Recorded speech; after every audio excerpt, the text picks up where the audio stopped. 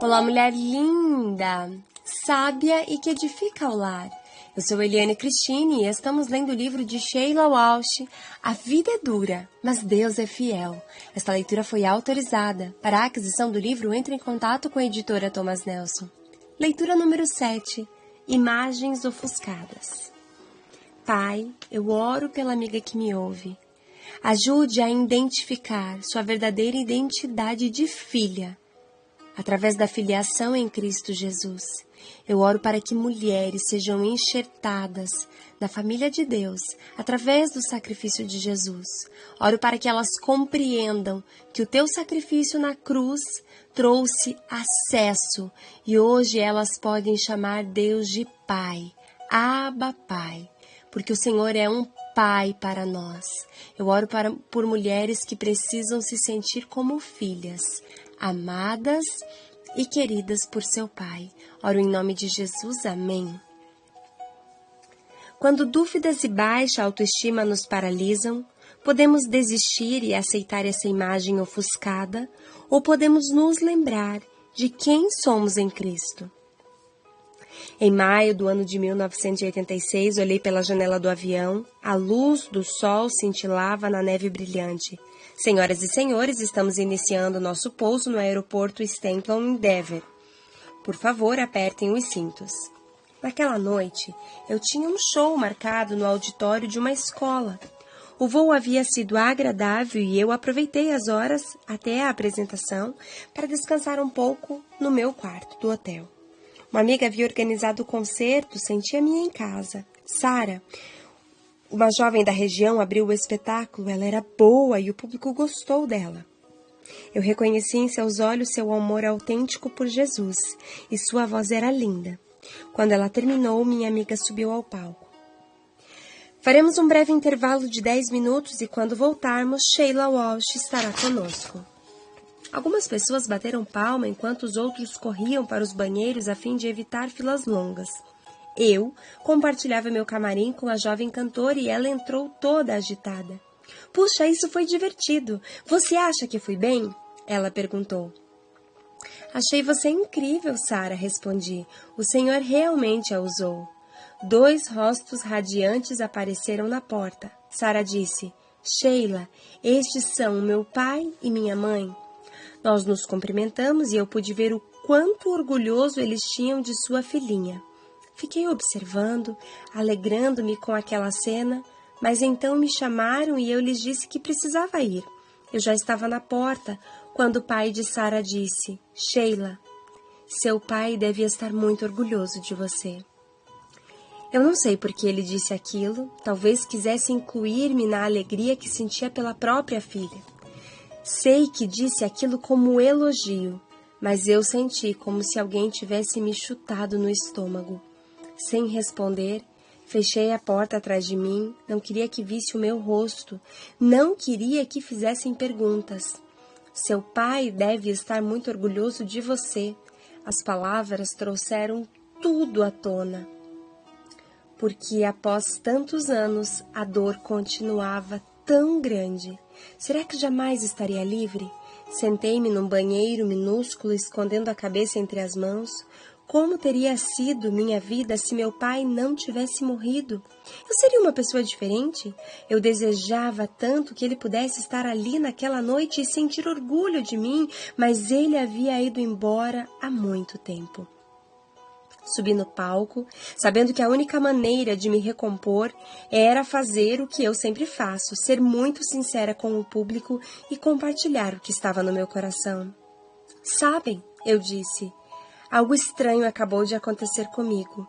Falei sobre o incidente no camarim, falei sobre as coisas que nos machucam, que nos ferem e sobre as coisas que não entendemos. Compartilhei um pouco da minha infância, como meu pai havia sido um grande cristão e como havia sido divertido estar com ele. Falei de certa noite em que ele me colocou na cama, carinhoso e amoroso como sempre foi dormir. Quando acordou, era outra pessoa.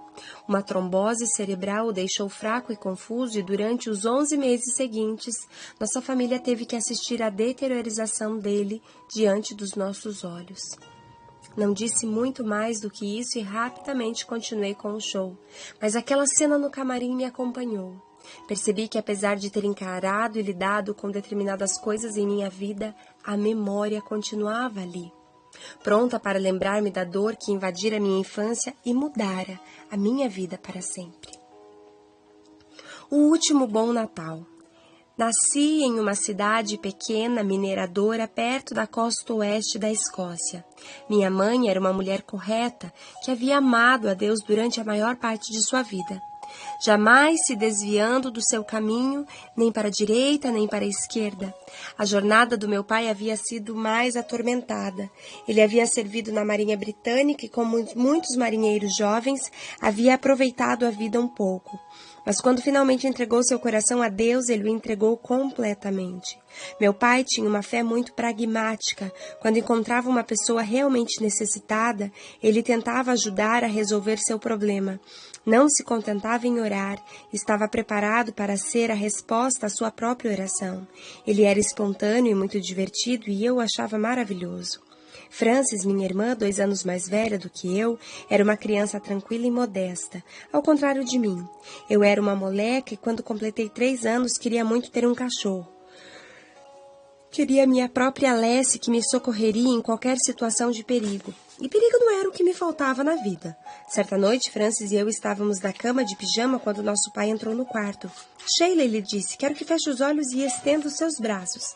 Obedeci. Quando estendi os braços, senti algo peludo. Gritei e pulei da cama, num ataque frenético, tentando me livrar daquilo que acreditava ser um rato. Cuidado, cuidado, mamãe gritou. É um cachorrinho. Fiquei sentada com os olhos arregalados enquanto a minha mãe tentava tirar o filhote da manga do meu pijama. Era um pequeno bacê e decidimos chamá-lo de Heidi.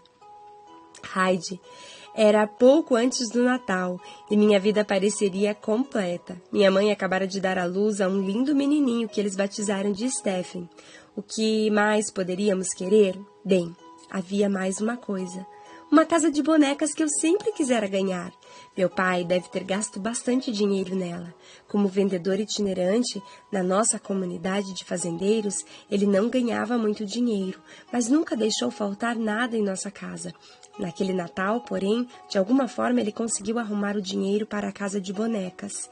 E, em minha opinião, aquele era o melhor Natal da minha vida. Seria o último que eu passaria com meu pai em casa.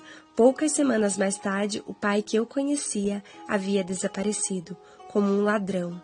A trombose cerebral o veio no meio da noite. Ele perdeu sua fala e ficou parcialmente paralisado. Uau! Esse testemunho da Sheila, para quem já conhece, sabe que é bastante chocante. E a vida, sim, ela é dura, mas Deus, ele é fiel.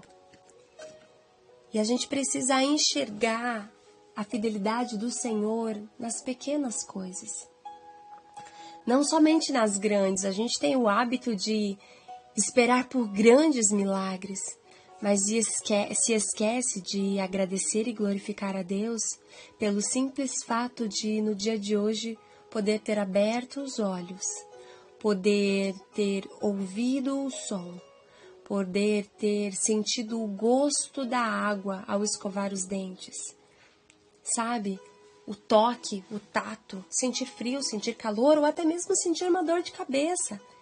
Até a dor é uma dádiva de Deus.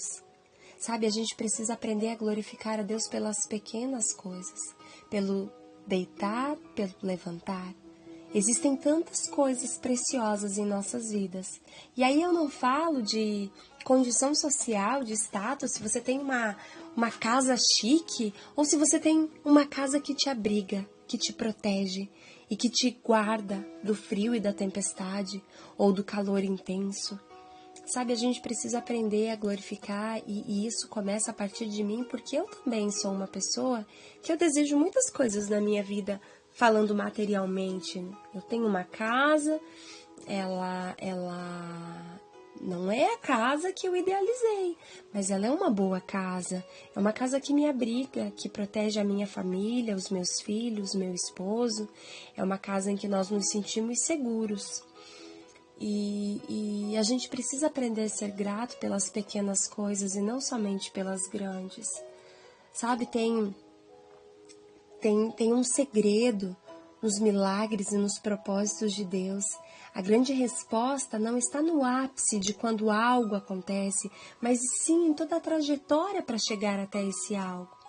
Não é do dia para a noite em que a gente recebe um grande presente.